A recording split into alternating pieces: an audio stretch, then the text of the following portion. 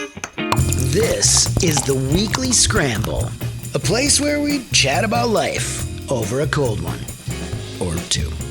It's time to belly up to the pod with Mike Fratelloni and your host, Chris Reavers. That's right. It's time for the Weekly Scramble podcast. My name is Chris Reavers. With me, as always, his name is Mike Fratelloni. Hello, Michael. I forget, Reavers, that we are on YouTube because I make faces into the camera to see myself, and then I realize that we're live. So the very beginning of this, if you didn't see this, if you were just listening to it, you would have seen me making like a Silence of the Lambs weird face with my chin because I was trying to make my skin straight and not wrinkly. And that part will not bother me whatsoever because that's what I love about you. But if you start doing the rookie where you think you make a funny line and then you stare into the camera thinking you're going to get a response. Oh, like someone's going to clap? Right. Like you're going to see people. Like it's an episode of Seinfeld? Yeah. No, I'm not.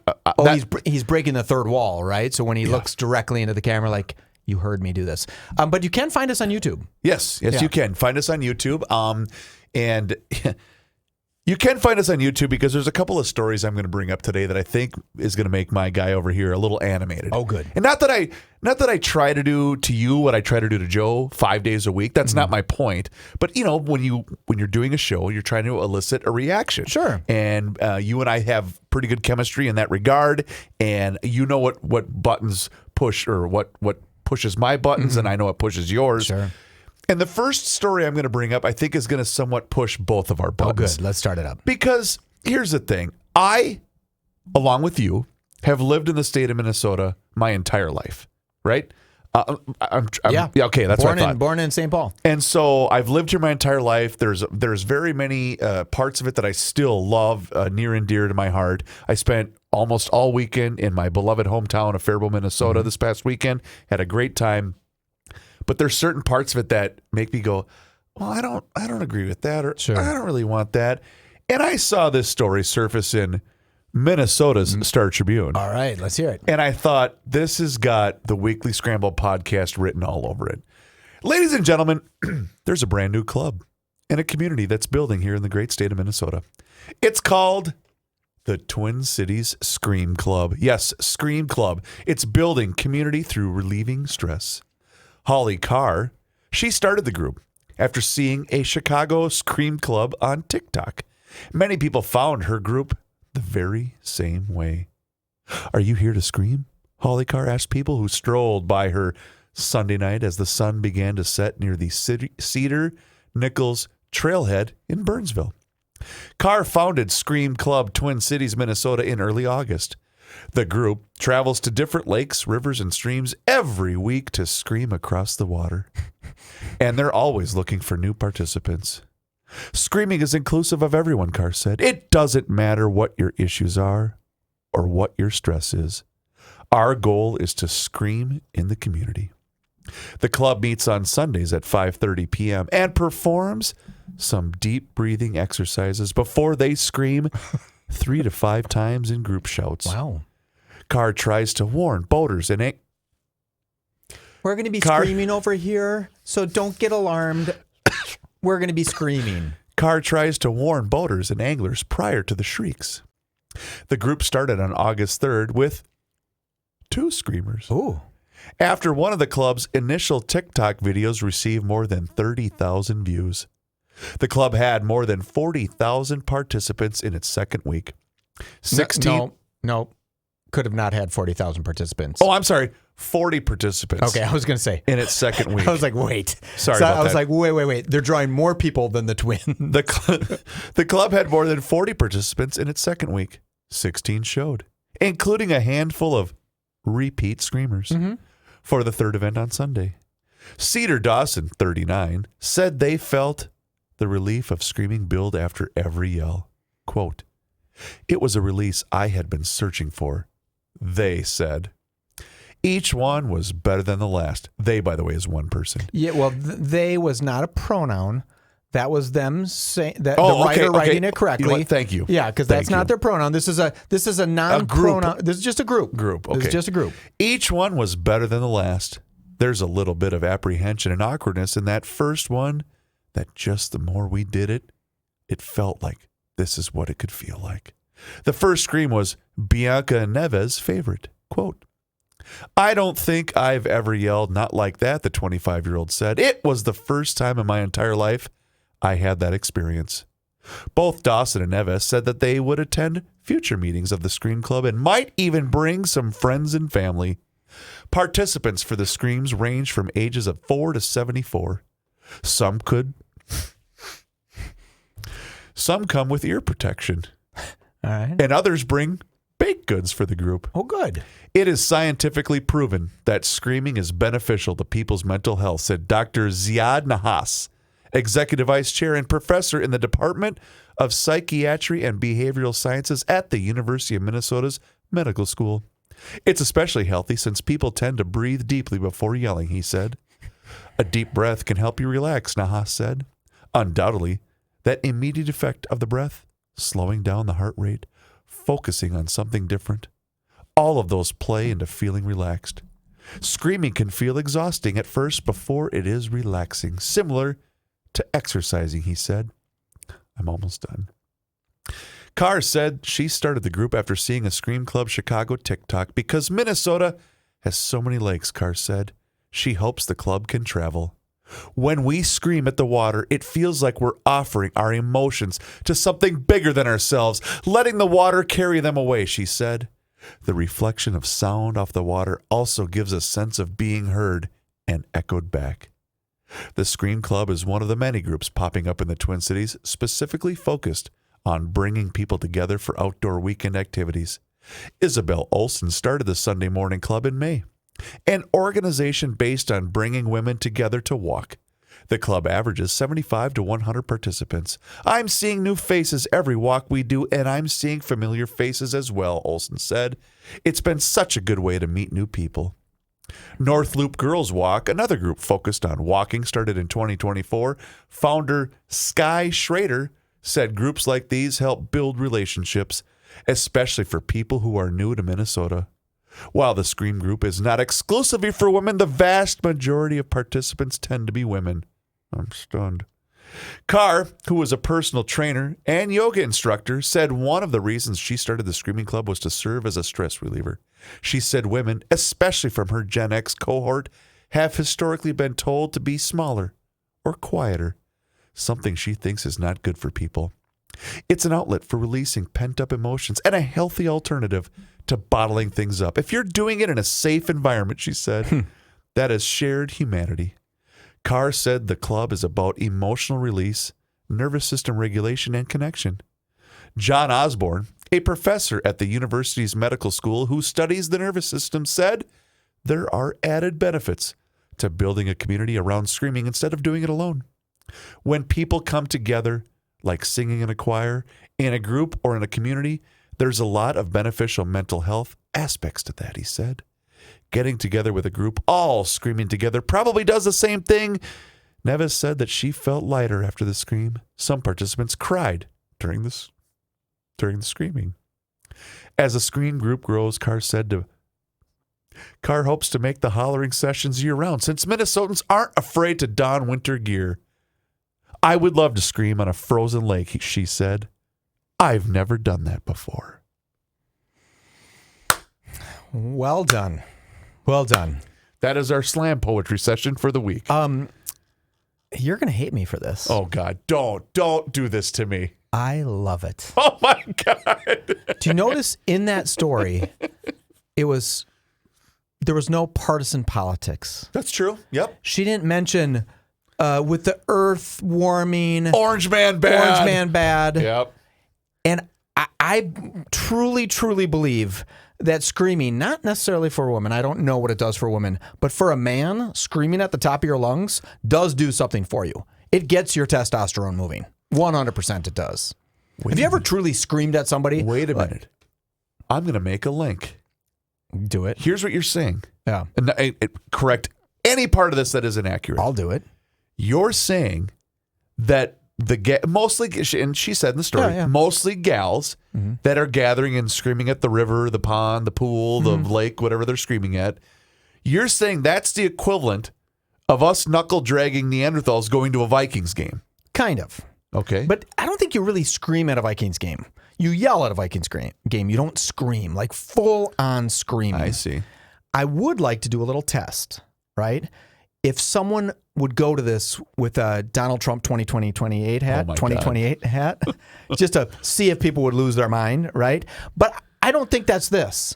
I truly think, don't care what their politics are. Sure. I really think this could be helpful to people. And I do think there needs to be more community. Stress and I relieving? do think getting out there, if you're stress relieving and if people are feeling some benefit from this, who cares? Let them go do it.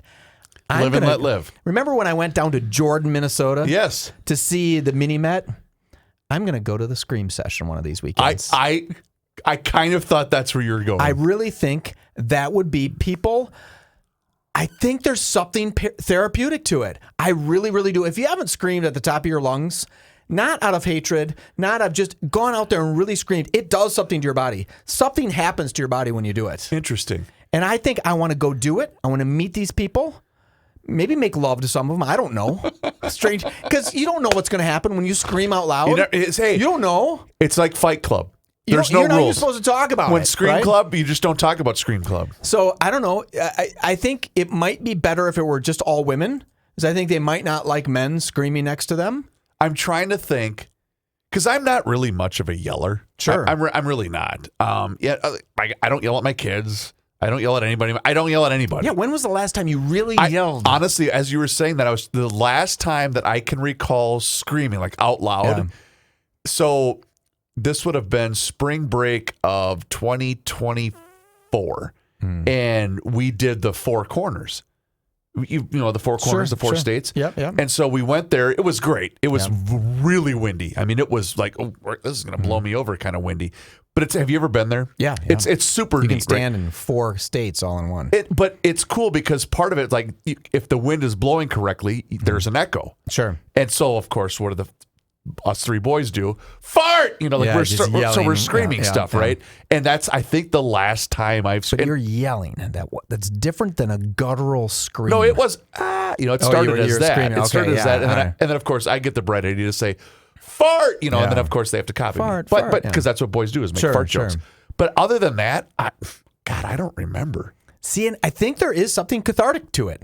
I think this woman's onto something. Okay. I'm going to make a commitment to this. If this is still a thing in a couple of months, and I don't have anything to do. I mean, if I have nothing whatsoever to do, like nothing, I'm going to go to this. Can I tell you though?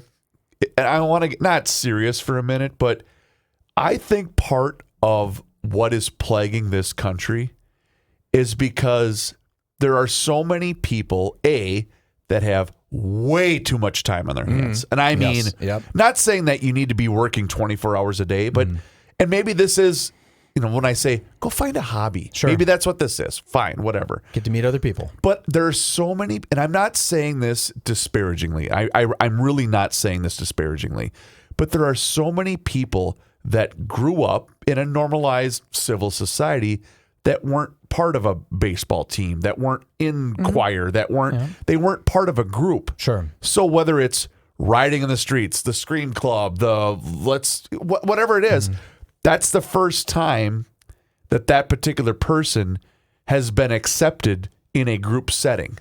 All right. Don't we want those people to experience that? Sure. Oh. Okay, sure. What's the damn downside? Some people stand on the edge of the lake and they scream.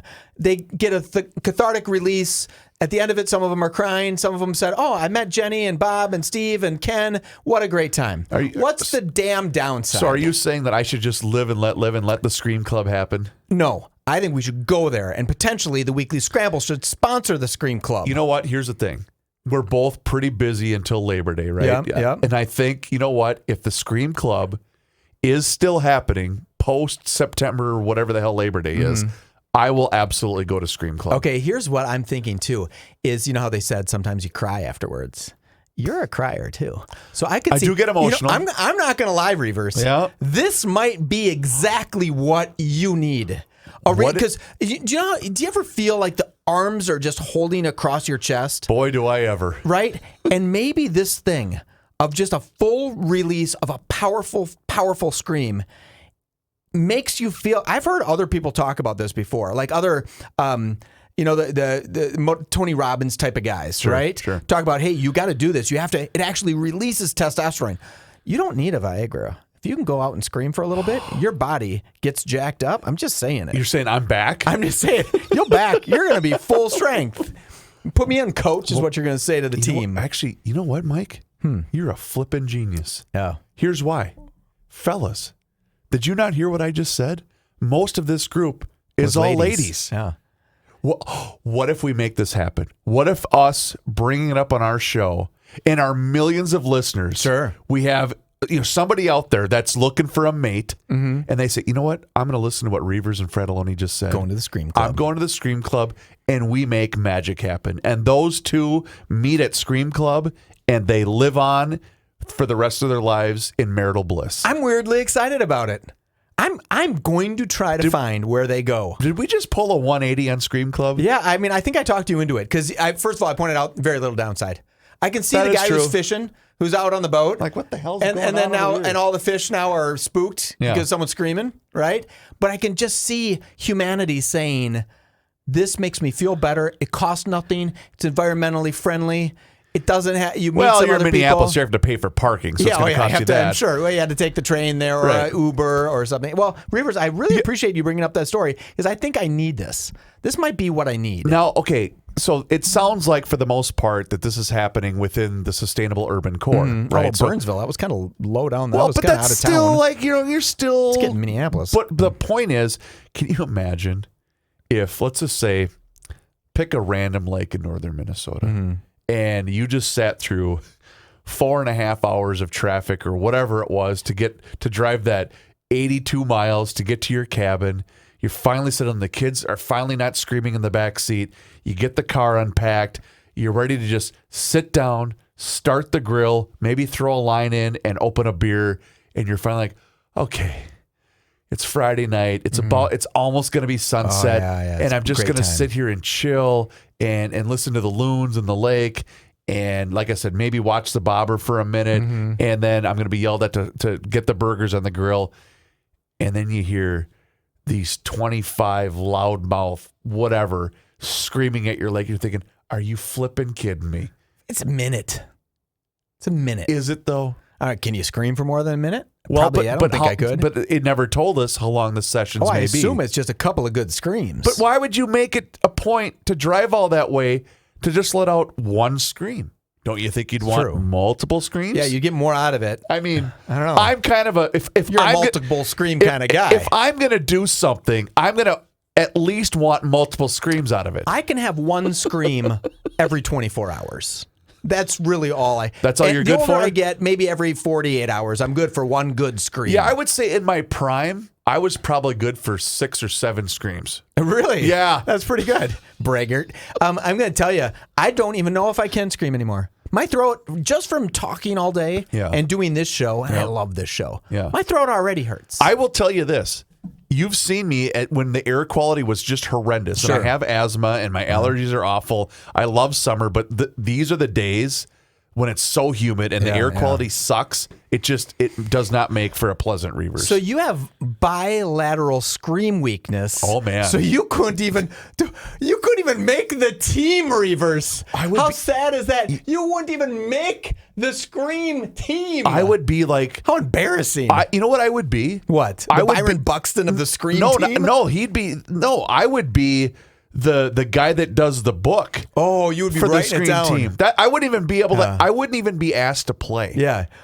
So what would you carry? Like you'd carry your glove if you went to the game, and your book. What would you carry if you maybe a throw up bucket? No, Kleenex for people that are crying. You'd have those. I'd have that. Yeah, and I'd also probably have to have a megaphone. Some lozenges. Right? Yes. Some people need that. Some throat coat. Don't get cute with that. That's the honey, the tea that we always take. What that was? Yes. Okay. I didn't know that was a thing. Am I in podcasting? I should probably have that throat coat. We have it down the hall. Are you kidding me? No, it's fantastic. If you ever are not, like if your throat is not up to speed, take that. You're good for like an hour. Why did you never tell me about this? I just assumed you knew. The stuff that you know that you don't share with me it could fill a small book, Reavers. See? That was pretty good. But see, that's funny. You did that, right? You did a little scream in here. Did. That's not what they're doing. They're doing this guttural, full on frightening scream. This is a long way, and I doubt many deaf people are listening to this show, right? Have you heard deaf people scream? Have you ever heard a deaf person scream? Wait, you're convinced that no deaf people are listening to our show? Okay, good. I am convinced that they're not just watching us on YouTube. Got it. Closed captioned. Here's my supposition, Reavers, here. Okay. If you've never heard a deaf person scream or laugh, right? Have you ever heard a deaf person laugh? I think I have. It's a totally different sound. Yeah. There's no affectation to it. They can't hear themselves, so they're laughing what a laugh sounds like. They probably scream what a real scream sounds like. You and I have to do that. Ah! Right. Because we want to sound deep enough, like we're some kind of caveman, because we're thinking it out. Yeah. We want to just really release it. Maybe my scream is, like something real. More I don't know. high-pitched, I don't know what it is.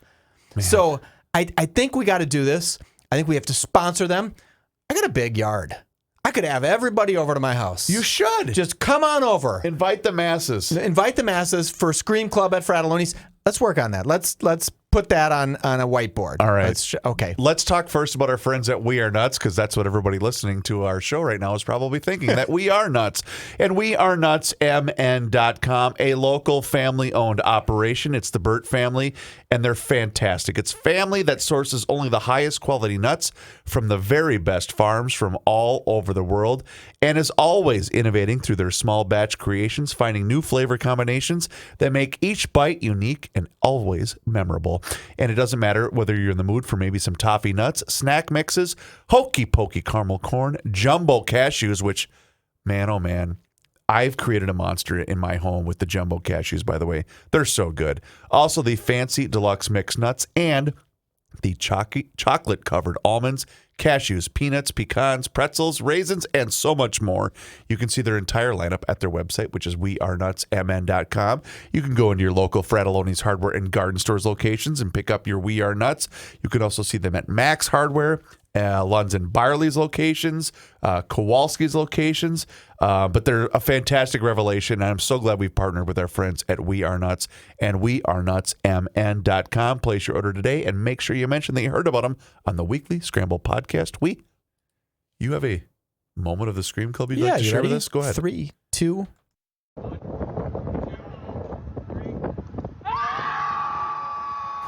Okay. Scream Club Twin Cities performing.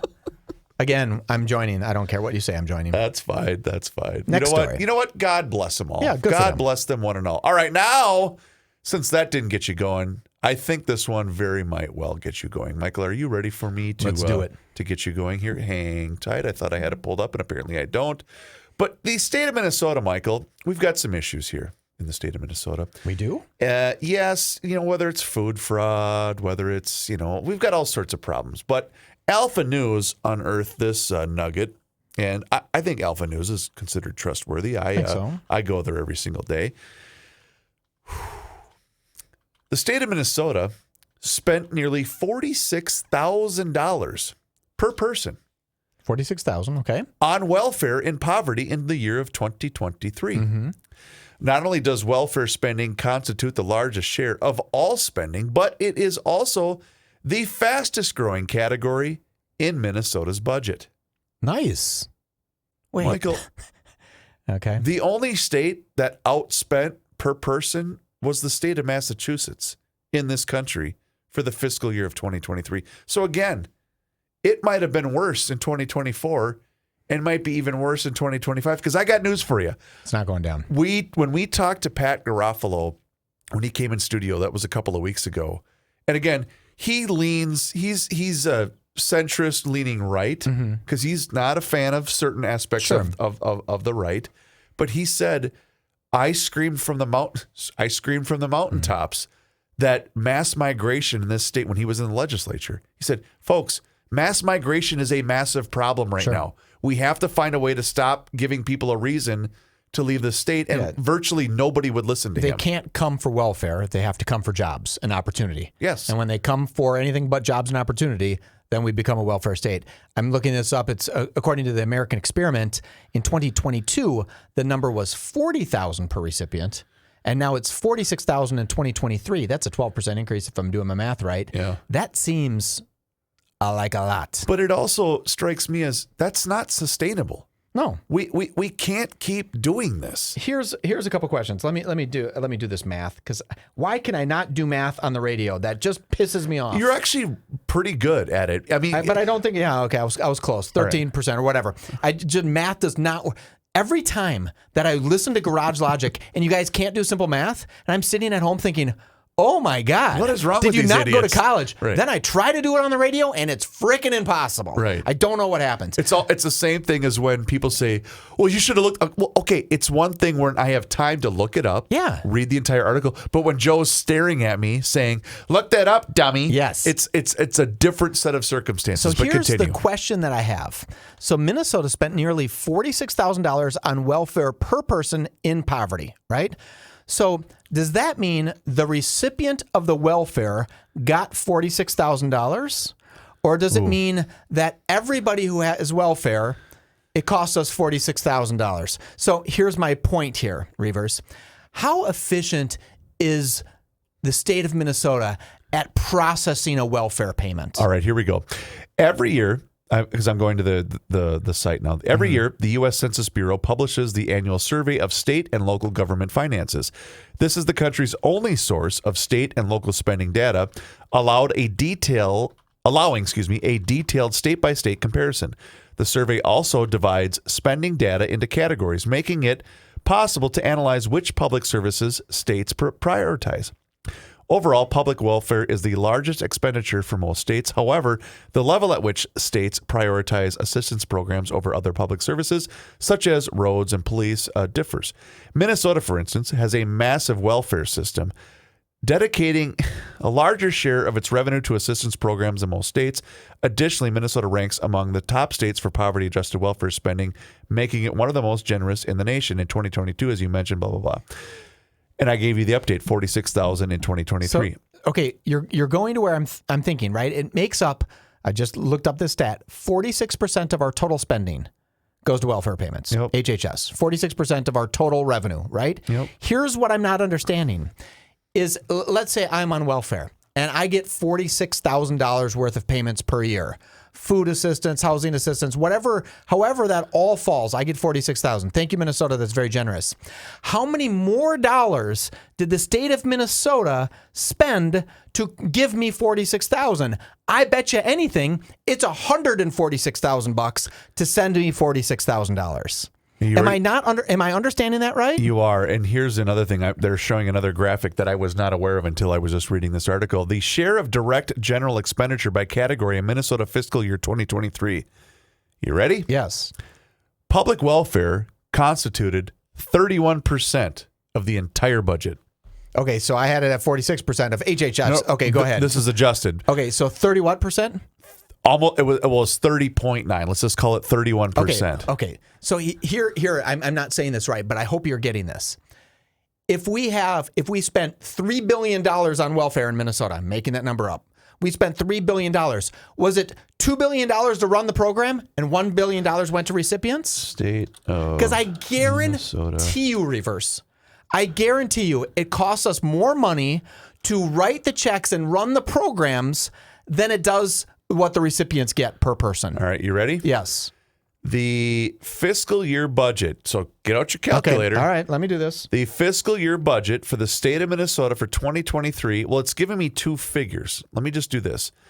It says $27.2 billion, but it also has that's every 2 years, right? Right. So it was $27.2 billion. Whoops, sorry. Give me a second here. My computer is not cooperating. And then the 2-year budget was $54 billion. So it was. Okay, so hold on. $27 billion. Look up for me real quickly. How many people in Minnesota get federal assistance, Minnesota assistance? Well, but here's how you can break this down. Okay. So that's 30%. Okay, Do times 31% of $27 billion. $27 billion. I have to turn my calculator sideways. Times 0.3. That equals, hold on, 8,100,000, right? So we spend 8,100,000. How many people get federal assistance or Minnesota assistance? Divide that by $46,000. You're not understanding me.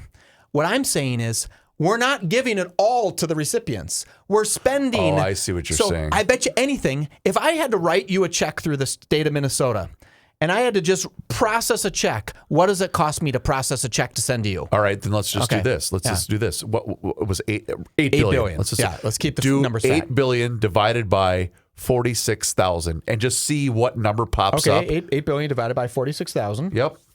And that should give you... That's, oh my God, 176,000 people. So by that calculation, what this is telling me is they're trying to tell us that 176,000 people in this state are on welfare. That's what it says.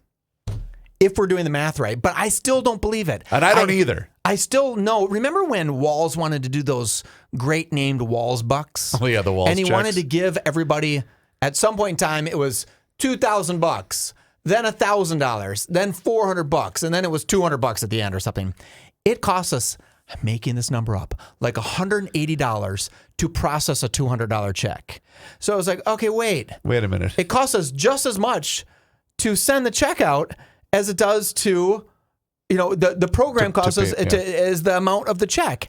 I'm not doing this math right. I will do the math later on, but look up how many people get welfare in Minnesota. I'm going to get there eventually, but here's why I wanted to bring up the percentage of people that were on public welfare in the fiscal year of 2023, which was 31%. The second largest amount of money in that budget, Michael, pothole repair, was 20% that went to elementary and secondary education. Mm-hmm. So we're spending 50% more on welfare than we are on education. Yep. So that's right there. That's 50% of the entire budget is education and welfare. Sure. And you want to talk about overhead in terms of welfare because we're so top heavy, but all we keep hearing is we need more and more and more money for education. Okay, so in Minnesota, on average, 453,900 people receive SNAP benefits each month during the fiscal year 2024. This represents 7.8% of the state's population. Okay, so what I don't believe, because I just don't believe it's real, I think we give $46,000 to somebody, and then it costs us another $100,000 to just run that program. Oh, for sure. I 100% believe that. I believe you too. And yes. when the governor says, hey, we're out of money, let's keep the welfare program the exact way it is. And all those layers of bull crap that we have to have in the system, that I guarantee you has to be twice as much. Well, they're rife with fraud, too. It has to be. Yep. Right? I wonder, and maybe we should get the people from, who do we have? American Experiment? Yes. We know those guys. Yes. I bet you anything they can answer this question.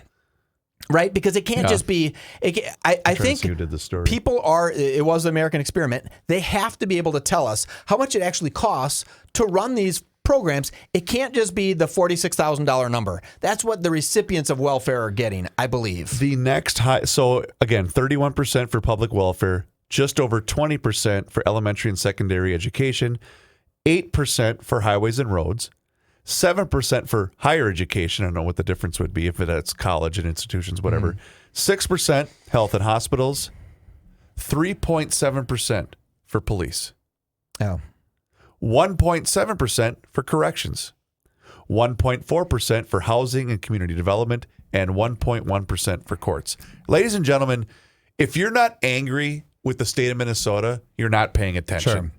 And I'm not pissed that people need help. You're not pissed that people need help. Of course not. Let's be as efficient about it as possible. The problem is, and I think, I'm not trying to speak for you, but I think you would agree with me, it's not the fact that there are people out there that need help. We all understand that. Everyone faces tough times at certain points of their life. We totally get that.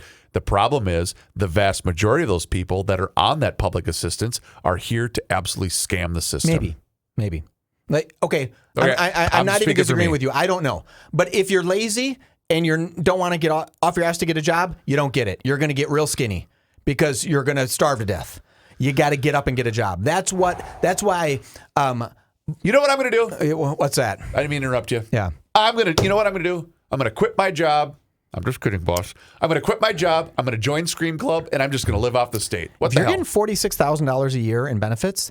That's $23 an hour full-time wage. That's a pretty damn good wage. Right. Why am I working? Why am I working? The hell? Right? There comes a tipping point where that population, the 400 and some thousand people that are getting that, say, wait, I want to go up to $53,000 next year. I need to vote a certain way in this state, and someone needs to give that to them. I just keep getting stuck on what does it actually cost us to do this? How much does it cost to run those programs? We know it's just not one guy who says, oh, Reavers, you need welfare? I'll send you a check for $46,000 and is done in that way. It's Right. layers and layers of bureaucracy that have to chew apart, and everybody gets paid. Reavers, this is one of those things that we have to understand better as society. Let's ask the frat packers, ask our listeners to dig into some of these numbers. Yeah, what are we missing? And we have Garofalo. We have a bunch of other people that can explain this to us and explain to our listeners that because we're not digging deep enough, because I bet you it's way bigger than we think. Way bigger than we think. Let me give you a little anecdote, okay? All right. So I brought my beautiful oldest daughter, Harper, down to USC. That's right. University of South Carolina this last week, right? So I remember when I hadn't gone, my wife and daughter went and looked at the school, and they said it was very nice. They loved it. And I talked to somebody else, and I said to my buddy, I said, hey, she's thinking about going to the University of South Carolina. And he said, is that in Columbia? I said, yeah. And he goes, it's kind of a tough town, right? And then down there, I was talking to some people who were like, yeah, Columbia is different than Charleston, and it's a little bit different, tougher town. Columbia is almost perfectly freaking clean. There was 2 homeless guys. 2.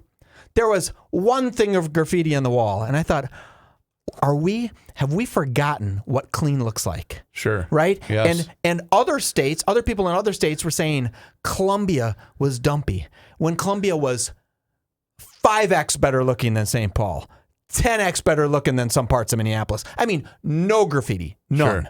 Sure. Very diverse population, right? Not a bunch of homeless people hanging around. Granted, I was on campus, but I was downtown. I went all over the place, right? If I went down to the University of Minnesota and walked around the University of Minnesota, I would have never had the same feeling as I did in Columbia, South Carolina, right? Columbia, South Carolina was so clean, and I thought, have we just now forgotten that when I'm driving down Snelling Avenue at County Road B and there's one person on every street corner on that corner, have I gotten just so blind to that never used to happen, right? And now I'm so used to it, I don't even think about it. The only time I think about it is when someone has their child with them sitting there on a chair in the middle of the highway. I'm thinking, why are we letting people do this? Right. How dangerous that is. Why are people on the street corner? That's so dangerous. Many of them have to get killed every year doing that. And I just thought, wow, other states don't accept that. When I listen to people talk about President Trump cleaning up DC. Washington, D.C., and people are pissed, I don't want the federal government sweeping into towns. D.C. is a different thing. It's not a state, right? It's a district. It's something different. Yep. So I'm allowing my libertarian side to forget that that's happening, right? But I don't want them rolling into New York or Baltimore or some other city that needs help. I don't want them going into Memphis. But if he cleans that city up and people say, oh, D.C. can be a beacon of hope for people. D.C. can have great schools. D.C. can have low crime. D.C. can be clean. D.C. doesn't have to have shit on the ground and needles on the ground. Well, let's do that everywhere. Because I just was in Columbia, South Carolina, that people gave a bunch of crap to, and it was beautiful. So I don't know where I'm going with that, but I got a little mad that people were ripping on that town, and I thought, ooh, please, if you come to St. Paul, don't take this road. Let's not take Snelling and University, because I don't want you seeing 19 people laying on the ground. Well, you can't take West 7th because I think the pothole's still there. Yeah, the we pothole. put a traffic cone on it, but we got a cone in there, exactly. Reavers, I did do one other thing, though. What's that? I invented a thought-controlled air freshener. Really? My wife thinks it's absolutely ridiculous, but it makes sense if you think about it. Reavers, you are the best. Thank you, Michael. Please do us a favor, rate and review the show wherever you happen to be listening to the Weekly Scramble podcast. It helps other people find the show, and it really does help us out as well, and we truly appreciate each and every single one of you. His name is Mike Fredoloni. My name is Chris Reavers. Thank you so very much for listening to the Weekly Scramble podcast. We'll talk to you again next time. Until then, cheers.